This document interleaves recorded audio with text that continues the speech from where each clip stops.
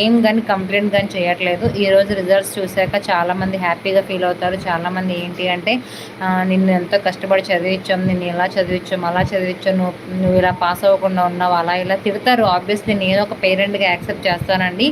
But కొంచెం ఆలోచించుకోండి. ఎందుకు అంటే ఇప్పుడున్న సినారియోలో మనం చిన్న మాట అన్నా సరే వాళ్ళు డైరెక్ట్గా సూసైడ్ అటెంప్ట్స్ చేసుకుంటున్నారు. ఇప్పుడు కాకపోతే రేపన్నా రాసి సక్సెస్ అవుతారు. బాయ్ అయినా గర్ల్ అయినా సరే. ఇప్పుడు రిజల్ట్స్ వచ్చినాక 100% చాలామంది ఫస్ట్ చేసేవి ఇవేనండి.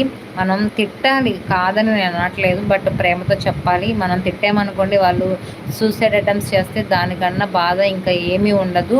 ఎగ్జామ్ అనేది ఇవాళ కాకపోతే రేపు సప్లీ రాయొచ్చు. తర్వాత మనకి టైం ఉంటుంది రాసుకోవడానికి. కానీ లైఫ్ అనేది ఒక్కసారి మనిషి అనేది చనిపోతే మాత్రం మళ్ళీ వెనక్కి రావడం అనేది జరగదు కాదు గాయ్స్. సో తల్లిదండ్రులకు మాత్రం ఇది ముఖ్య విన్నపం అన్నమాట. మన ఇంట్లో ఎవరైనా ఇంటర్మీడియట్గా